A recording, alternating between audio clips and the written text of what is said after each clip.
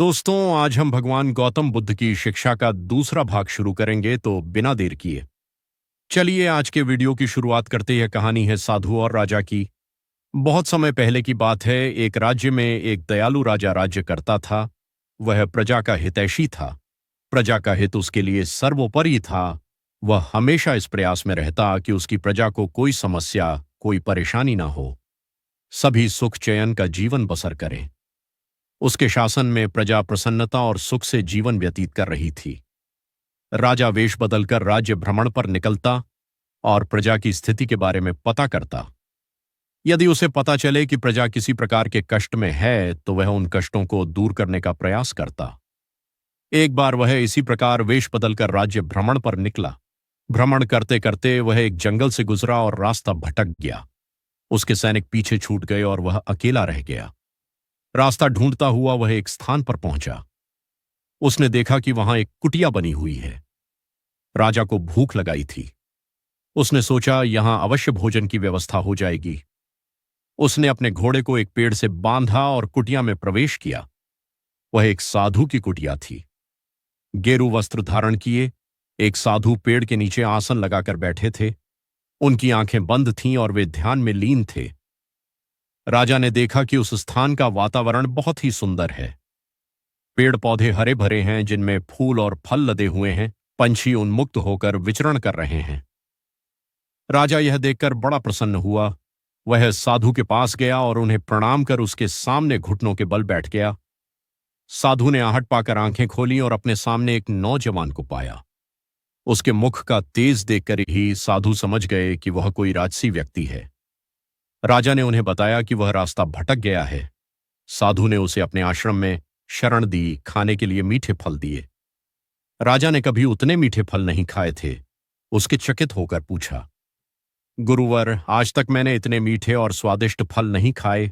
इनके इतने मीठे होने का कारण क्या है?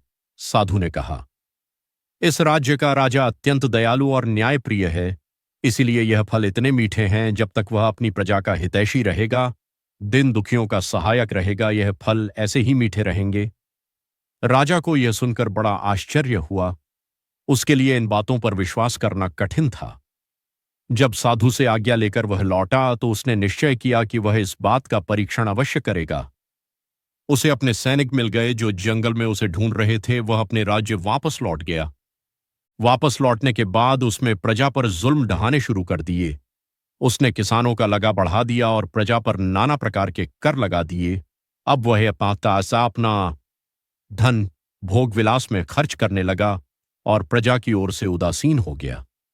प्रजा पर अत्याचार बढ़ने लगे तो पूरे राज्य में त्राही त्राही मच गई। कुछ दिनों बाद राजा फिर जंगल में उसी साधु की कुटिया में पहुंचा।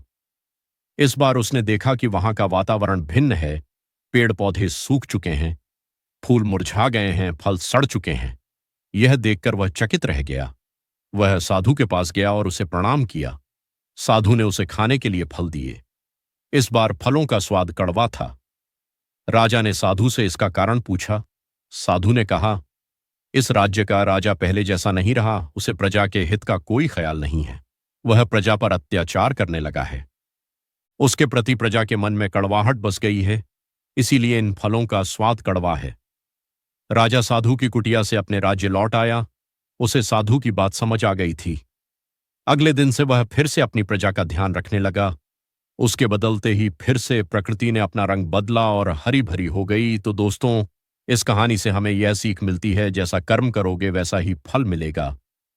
यदि अच्छे कर्म करोगे तो अच्छा फल मिलेगा, बुरे कर्म करोगे तो बुरा। यदि हम किसी को कड़वाहट देंगे तो बदले में हमारे जीवन में भी कड़वाहट घुल जाएगी। इसलिए हमेशा सबका भला करें। दोस्तों, इस कहानी के बारे में अपनी राय जरूर बताइएगा। कहानी पसंद आए तो चैनल को सब्सक्राइब जरूर करें एवं वीडियो को एक लाइक। कहानी का तीसरा भाग कल आएगा।